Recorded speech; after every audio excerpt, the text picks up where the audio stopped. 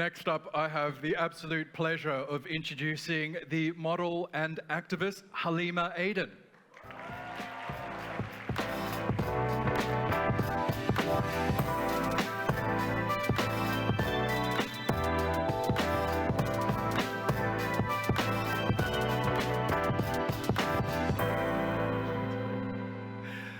And can you please welcome the YouTuber and travel blogger Jay Palfrey.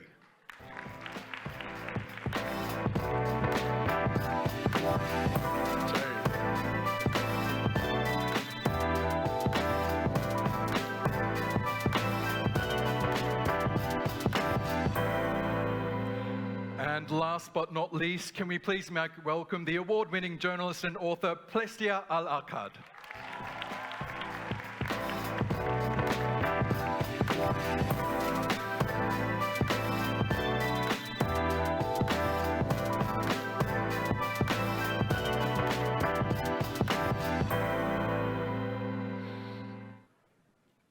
Welcome to all the audience and welcome to our panelists. Thank you so much for joining us. I know you've come from all over the world just to be here. Now, Halima Aden, if I could begin with you. Your journey, as with all of your journeys, is quite a remarkable one, and I'm sure you've told the story a million times before. If you wouldn't mind telling us for the 1,000,001st time, because you are a groundbreaking figure in many ways. You managed to break the world of modeling, supermodeling no less, as the first hijabi model to hit the runway in the US and elsewhere in the world. Can you give us a bit about your background for those of us who aren't aware, and how your views on that industry, but also on life, have evolved? Yes. So hi everybody, I'm so honored to be here at TRT. How many of you guys know a place called Kakuma? Okay, a couple. So I come from a Somali family. Shout out to Somalia. And I got very fortunate to have a brilliant, strong foundation in a place called Kakuma, which in Swahili means middle of nowhere. So for a girl to go from a refugee camp to grace the covers of Vogue, to be on the runway in Milan, it's very unexpected, but I want all of you to know that with community, anything is possible. And I wouldn't be here on this stage today at TRT with all of you incredible folks if it wasn't for family, if it wasn't for my Muslim community, if it wasn't for my fashion community, teachers along the way. And so when you operate from a place of, I'm an individual, it's me against the world, sometimes you fall short because we all need each other to climb the ladder. And so, if anything, shout out to my community, shout out to my hijabi sisters. And that's really the blessing, that you can accomplish anything when you have that strong foundation. Amazing. Can I turn to you now, Jay? I think many of us here have seen your excellent travel videos from a region that many outside of this context might be afraid to travel to. Give us a bit about your story and how you came to do what you do. Okay, sure. Hello, everyone. Is the mic on? Yep. You can hear me? Okay, great. Here we go. Hi, everyone. How's it going? Thank you. So my name is Jay Palfrey. I'm from a very small town in the UK. And 5 years ago, I left the UK on a one-man mission to change people's negative perceptions about, I would say, Muslim-majority countries. Back in the UK, many people think of these countries and these people as dangerous people, as terrorists. But actually, in fact, when I've traveled to these countries, I'm basically introduced to a family I've never met. I've never experienced such hospitality, such kindness, such love. And I've devoted my last 5 years to show the world, and especially people back at home, that these people, we're all the same, you know? We're just different fonts. Excellent. Dea, it's really hard to summarize you in one sentence because you're a man of many talents. You're an engineer by trade. You're also a comedian, a content creator, an activist, a humanitarian worker, so many hats that you wear. Tell us more about yourself and what you're currently doing. So, It's working, right? All right, guys. So, one word. I'm here for one reason, guys. I'm here to tell the whole world that our people and our family in Gaza are not alone. Each one. I'm here to say the truth, and I have my sister right next to me. She's going to tell you a little bit more of the truth that she has lived. And I do a lot of things, it's true. I'm a civil engineer, I play soccer, I do comedy. But after October 7th, I don't think there's anything more important for us to be on stage, to be talking about the one and only, our family in Gaza, and very soon, free Palestine.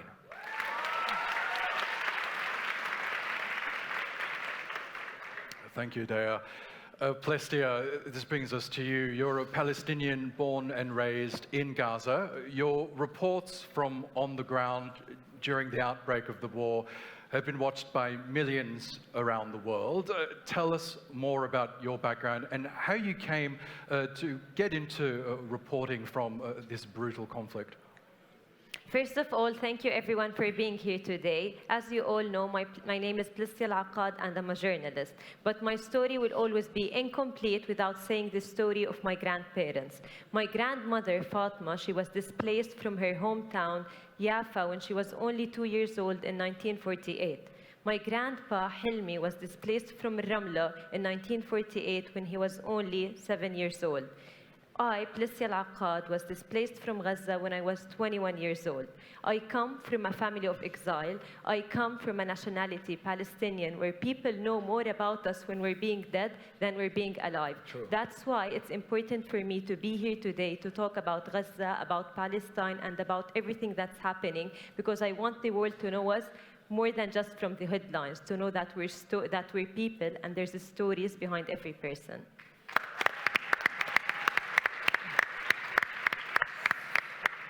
Halima, your career, your life has had such a fascinating evolution. You mentioned your groundbreaking work as a model, but you also are now a renowned activist. Can you tell us more about how those two intersect and how you manage to integrate both? Because you do have a global platform because of your job and work as a model, but you also are able to amplify the voices of activism as well. Can you explain the relationship between the two? Yes, I think when you are a child refugee, early on in life, you come into this world understanding a couple important lessons that other people, other populations come across later in life if they are lucky and if that's how their life unfolded. But I think for me, I didn't set out to be a model. I didn't enter the fashion industry. I wanted to go to college, and college is expensive. And so I did Miss Minnesota USA, but I had the right intention. And I think when you have the right intention, when you're staying true to yourself, God knows, God sees, and everything is pre-written for us. But you have to show up and do your part. And you don't know what one move could open doors to so many other opportunities. So a lot of it comes from family. My mom didn't want me to just settle for being a model, just settle for that kind of, career, because we came from Kakuma, and the world needs to see that refugees are resilient when given opportunities. They're no different than the kids in America, the kids in Istanbul, the kids in Europe. And so I really wanted to showcase the beauty that refugee people have, the resilience that I saw growing up, the intelligence, the resourcefulness, the empathy that so many refugee folks carry. And I want to share with the world that these important lessons that I saw early on in my life, these are things that you could apply to your world too, because the world owes us nothing, unfortunately, right? We should protect our children. We should take care of our elders. But this world is not a fair place. And I think sometimes when you remove victim mentality and you understand it for what it is, that I'm not entitled to anything, right? Then the sky's the limit. You can thrive, but be above your circumstance, be above the troubles, be above what the world has told you about your people. Because when you show up from a place of strength, other people have no choice but to respect you for that. Thanks, Lena. Jay, your videos have attracted millions of views from around the world, but including from Western-dominated countries, because you grew up in what we call the West, as you say, a small town in England, but through your videos, you've managed to show people in the Western Hemisphere an insight into countries where I think through Western media, they've essentially been told to fear. And I think that's been part of the attraction of your videos.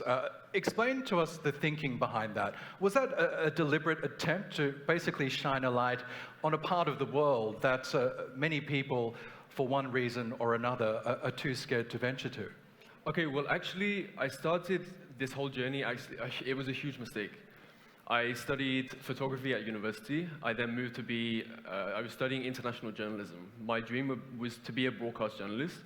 And actually, I figured out, despite being offered jobs at the BBC and other news agencies, it's so biased, you know? And then I began traveling, and I understood that these people need a voice without any bias.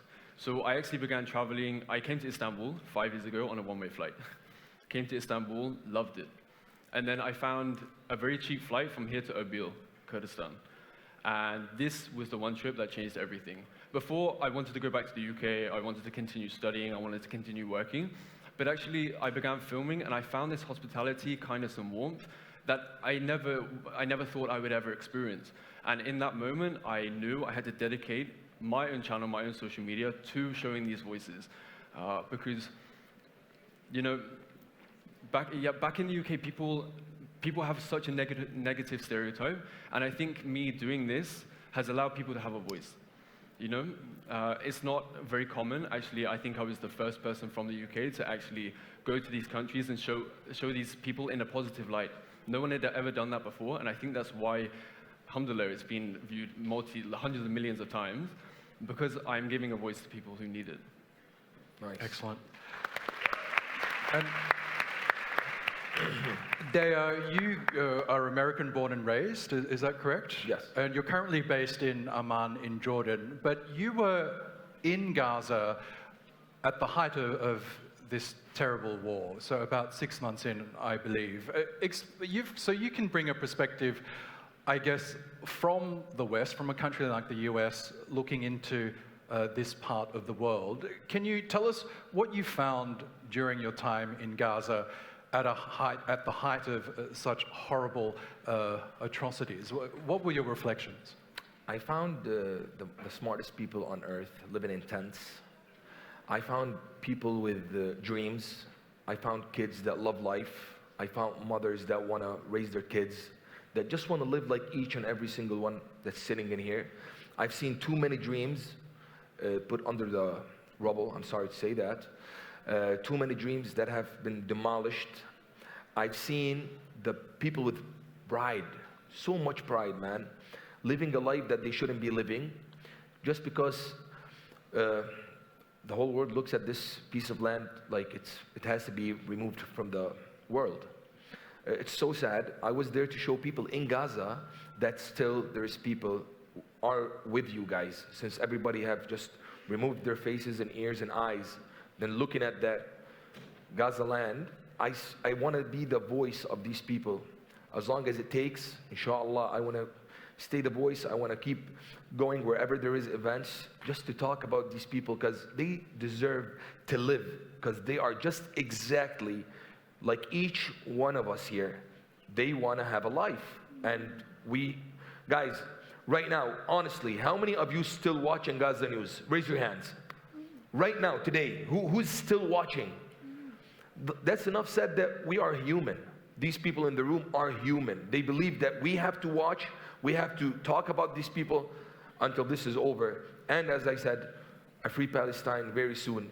Inshallah, with the beloved and the iman we have from Allah, we know that this day is coming. We do our job. Each one of us here have to do his job. And the results is from Allah subhanahu wa ta'ala, because He promised us with a victory, no matter how hard it's going to be.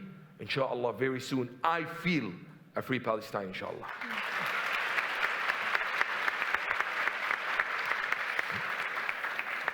Now, Plestia, as a Palestinian born and raised in Gaza, you were in Gaza when the war broke out. You were reporting for the first couple of months from Gaza, not knowing what would happen, how long the conflict would last, and sadly, we know the conflict is still ongoing. Can you just tell us how you felt at that time, October 7th, when everything changed? Sadly, what's happening in Gaza is neither a war nor a conflict. It's a genocide because children are getting starved. Every Palestinian is getting killed. Everyone basically in Gaza is wondering how they will get killed by bullets, by airstrikes, by bombs, from starvation, or what will happen to them next. The situation is very uncertain. Personally, during October and November 2023, when I was on the ground in Gaza reporting, all what I was thinking of is how to humanize us Palestinians, because I feel to the world we're so dehumanized. And that itself is an act of dehumanization when you always have to constantly prove you're a human and to humanize yourself. But I'm a journalist myself, and I know how news channels function and work, and I feel like they often forget that these stories of people are for actual people, and we need to do them justice, not just report on their life during a genocide and what's happening. There's a whole history and life of these people and how their life was like before. So basically, that was the thing that I was focusing on during my time in Gaza. And in terms of where you are right now, I understand you're studying in Beirut right now, but you must be watching very intensely what's happening, or rather what's not happening in Gaza. We know that there's a humanitarian blockade that's still ongoing. Obviously, the Israeli attacks are relentless. What are your thoughts as you watch from Beirut or from wherever you are in the world at what's happening to your homeland? It's beyond devastating. Honestly, I only speak two languages, English and Arabic, and I feel like there isn't any vocabulary to use to describe what's happening or how I'm feeling. Even though I'm not physically in Gaza, I'm mentally still there, and I always try to raise awareness and talk about what's happening. Thank you. And Halima, you're a humanitarian ambassador now. You've done a lot of work for UNICEF, many other charities, too many to count. But when you see what's happening in Gaza, as many of us have as well, we don't have first-hand experience from on the ground there, but we are watching the developments day in, day out, often helpless and almost very frustrated and pulling our hair out because we see such bloodshed, such violence, and we almost feel powerless to do anything about it. What is your recommendation to the people in this audience, the young people, many of whom are in university right now, whose voices probably aren't heard at this moment, but what would you say to them? And looking at a cause like Gaza, how can they use their voices, no matter how small, to really push that cause forward? Yeah, I think being here is a big part of you guys showing up and doing what we all should be doing, meeting people who actually experienced Gaza firsthand, getting to know their stories, hearing their voices. I think you show up as an ally to the people who experienced it firsthand, right?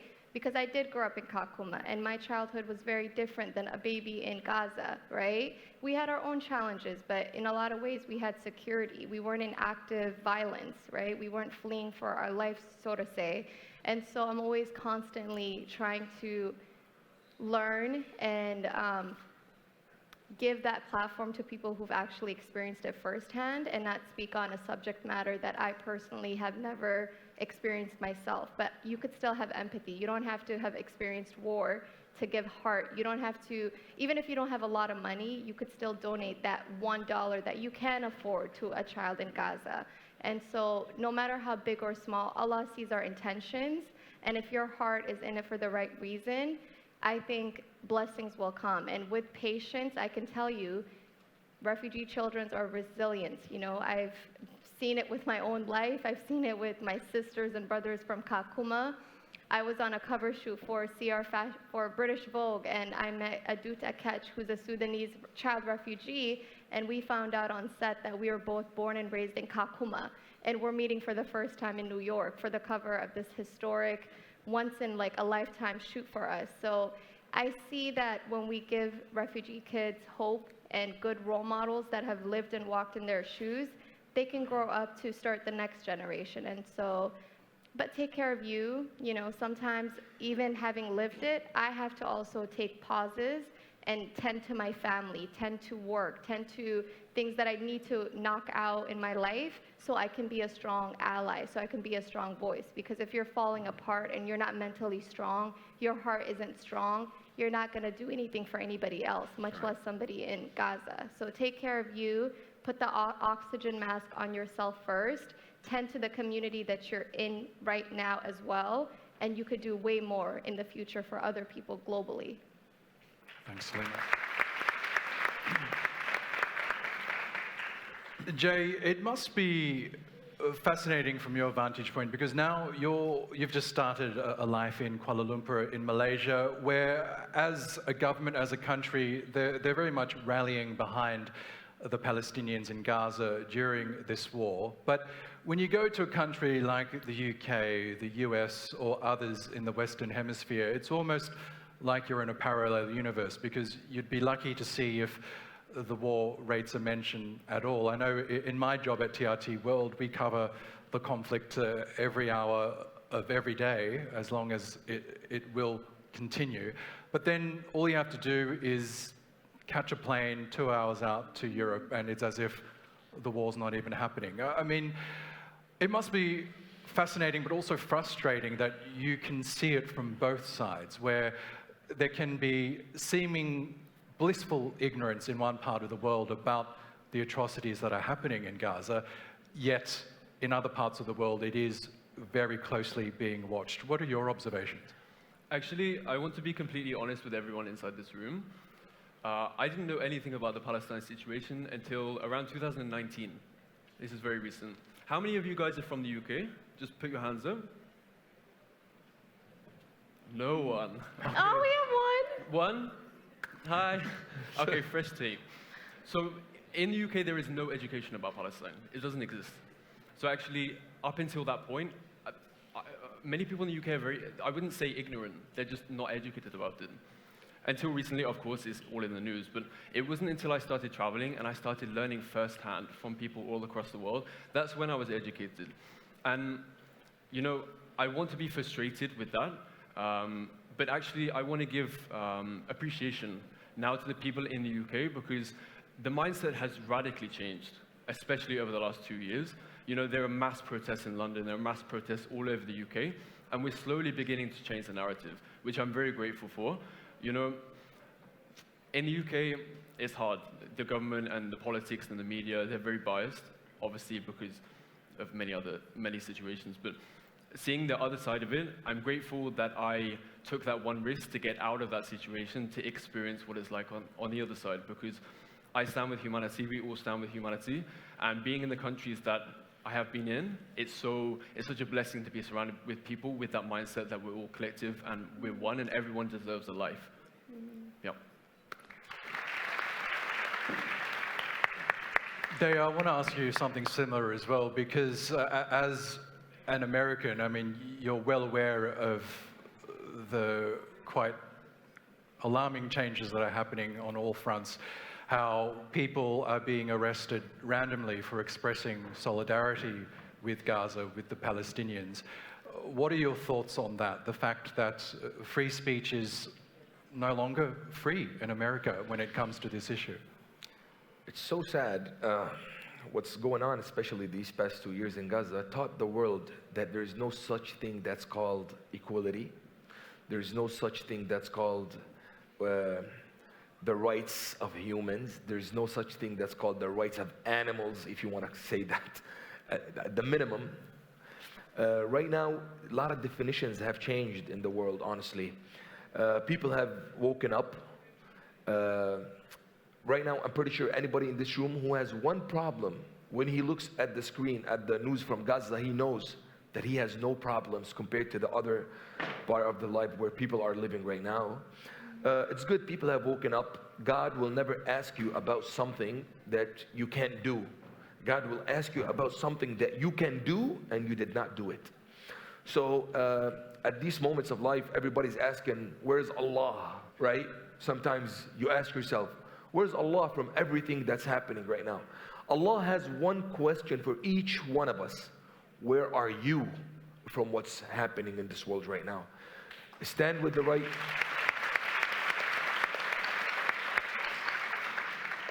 Right now, we need all of us to stand with the truth, understand the truth, and how we can help these people by talking about them, standing on their side. Right now, people in Gaza know the real meaning of life. They are so happy if they see one person talking about them. At least they will tell you, thank you for remembering us. Thank you for just being on our side. Thanks for respecting yourself and stopping yourself from doing stuff that's not the right time for doing. For inshallah, each one of us in this room, if you have at least whatever he can help with, be on the right side, donate with any people that you know that they can donate. It's not our job. Is the money reaching out there? Is the money going in there? That's not our job. That's Allah's job. Just do whatever you can do. At least when God asks you, what did you do? You have a right answer. That's it. Plestia, in Beirut right now, you are studying the media, you're a journalist yourself, but social media was a game changer in terms of your report. I mean, your reporting from on the ground in Gaza has had such a wide reach thanks to social media. It's been able to circumvent a lot of the traditional outlets, particularly in the West, that has one narrative on that war. But I think a lot of your reporting really resonated to me, to everybody, because you had that unique perspective as being a Palestinian reporting on the ground from that war at the outset. What are your views on social media versus traditional media when it comes to amplifying voices that aren't normally heard? Do you think it is social media that's really managed to get your voice and the voices of others out there? As a journalist, I believe both are important, traditional media and social media. Personally, I use social media because during a genocide, you don't have a lot of time. Maybe you'll be killed any minute, and you don't have a lot of tools. Personally, I didn't even have a camera, so I only had like my iPhone. I was shooting not professional, either a selfie, back camera, anything, because I believe the world, they don't want to see professional pictures or videos of what's happening. They just want to see the truth, unfiltered. And sometimes with traditional media, with interviews, you may be cut out any minute. Some part of the interviews won't even make it to the interview. That's why social media was useful and powerful, because we were able to post whatever we want. Of course, there was some censorship. There was some posts, videos, stories getting deleted alone. So social media, I wouldn't say it's the most ideal situation, but during a genocide zone, you just got to deal with all the tools that you have, either it's social media or traditional media. And one last thing, personally, growing up, I didn't see a lot of young journalists on TV. I used to watch TV with my parents, and it was always like a professional journalist working in this channel for 10 or 20 years with experience. But there wasn't a space for young voices to be a reporter and talk about what's happening. So I believe with my reporting, it resonated a lot, especially with the younger generation, the younger audience, because they saw someone like them, someone around their age, talking about what's happening without using any complicated vocabulary. Thank you. Halima, I want to ask you a similar question, because you have a unique position in which your profile and your voice is amplified on both sets of media outlets, to the traditional media and new media. How do you manage to get your voice and your views out there? Because as we know, traditional media, there are so many layers of bureaucracy. Your message is often filtered or even censored in some cases. How do you manage to get your voice out there in the most authentic way? I think for me, I'll be honest with you. I think I love the theory of one for all for one. I've always stood for that, even before modeling, even when I was a housekeeper going to school, I always had that philosophy. And so I don't go into any interview, whether it's print, whether it's a social media post, thinking about just Halima.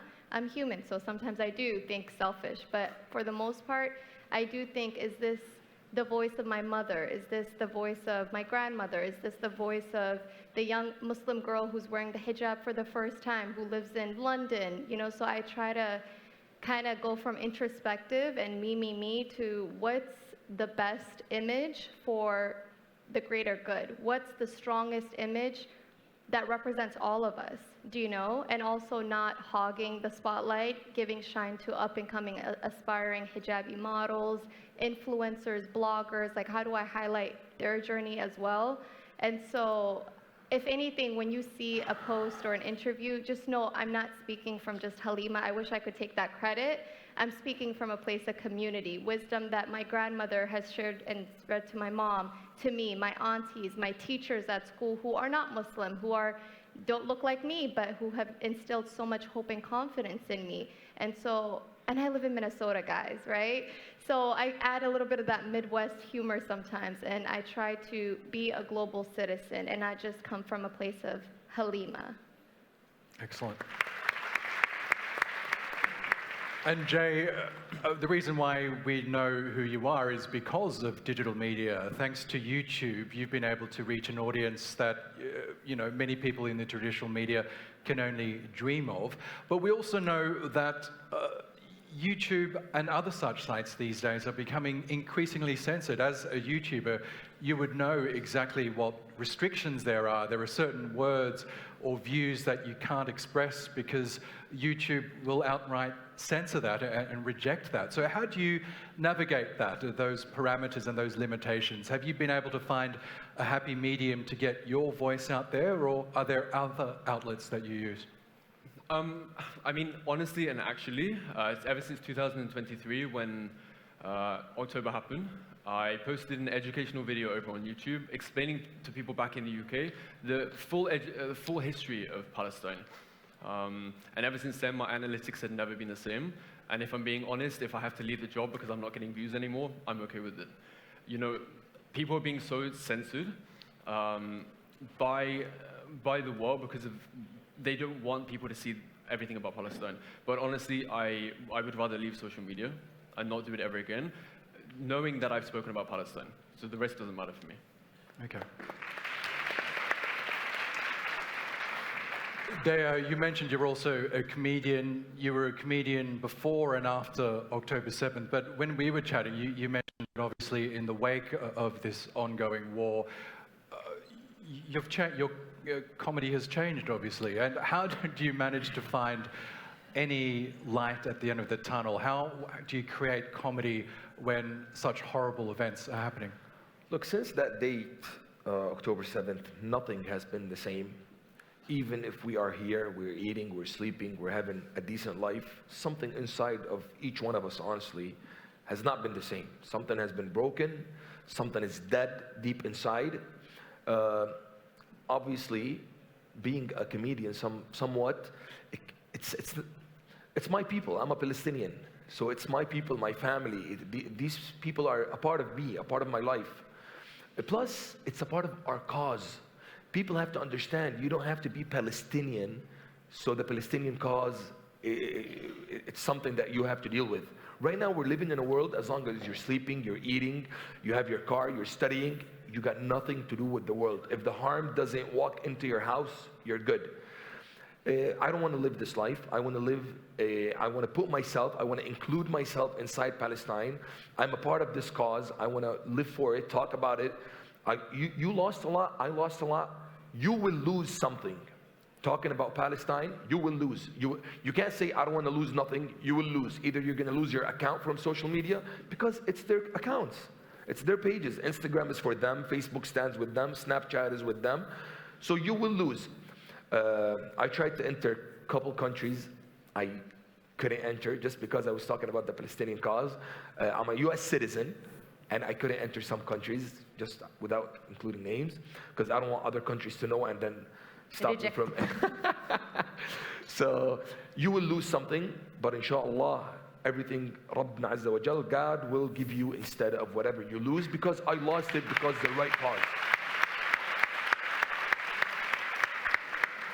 Plestia, I believe you're writing a book, or have you finished your book? Or? I published the book. You've published it. It's called The Eyes of Gaza, obviously from a first-hand perspective. Can you just tell us what your book is about and what you hope to achieve by publishing that book? What is the main message that you have? Personally, right now, I'm in a privileged place to be safe, knowing I have access to food, clean water, and shelter. That's why I decided I need to do something with this privilege that I have, and I published a book called The Eyes of Gaza, because I believe writing is what I do best, and it's basically me documenting history. I wrote this book with the intention of the upcoming generations. They will read it one day, and they won't believe that this is a non-fiction book that existed. They'll be like, no such a evil exists in our world, because hopefully in 20 or 30 years, the world will be a better place. Personally, when my grandpa used to tell me about 1948 and Nakba, I used to think he's exaggerating because my mind couldn't understand that there is such an evil in our world. So that's why I wrote this book, and I'm hoping in the future it will not resonate with people and Palestine will be free. But I bet, I want to tell something. Inshallah, nobody changes this book after 100 years. That's something we can only hope for. One thing I realized is we learned a lot of history in school, and we used to just follow history blindly and believe it because it's history. But right now, I see a lot of stuff happening in the news, and I personally know it's fake news. I was on the ground in Gaza, and I know what's happening. That's why it's important for us to write our own history and what happened, not for other people to tell our story or write history. I want everybody to buy her book so the truth won't be stolen again, okay? Thank you. Inshallah. Thank you, Plestia. Halima, I'm wondering if you can give us an insight into how your career has evolved. As you say, you basically fell into modeling. You wanted to go to college, as all good immigrant kids do, like myself as well. But you fell into this world that was very, I guess, foreign to you, to all of us.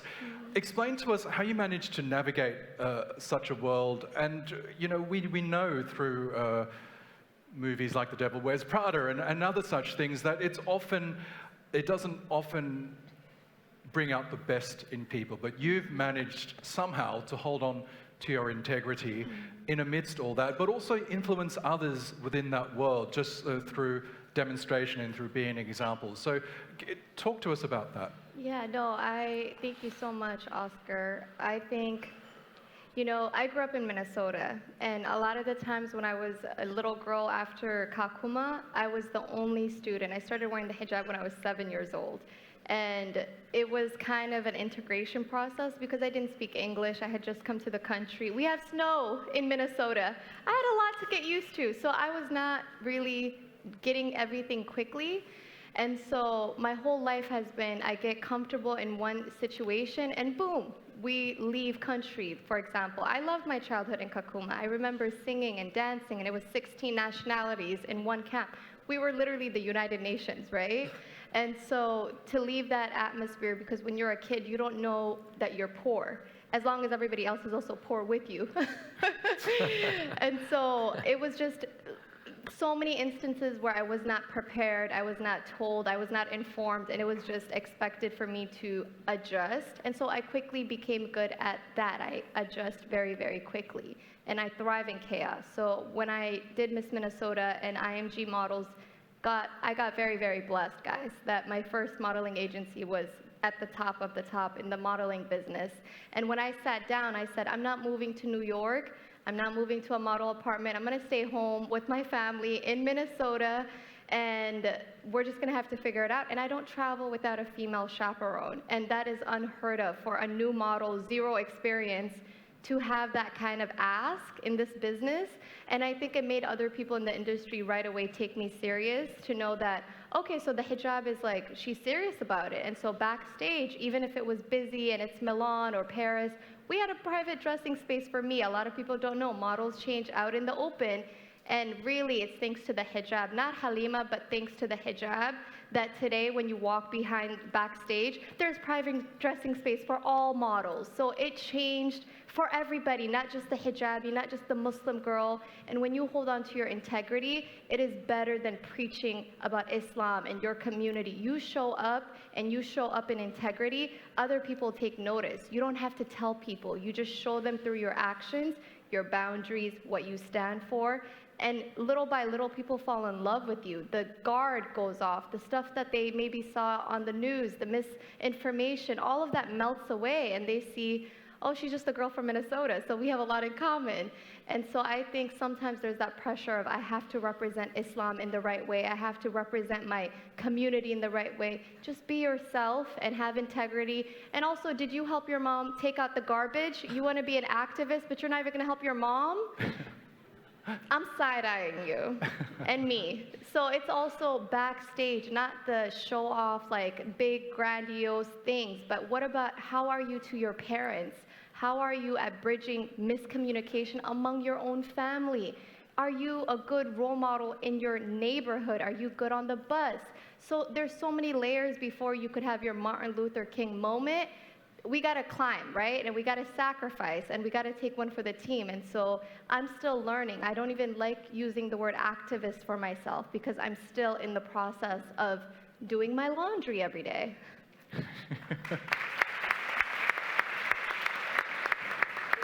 Would you believe that's all we have time for?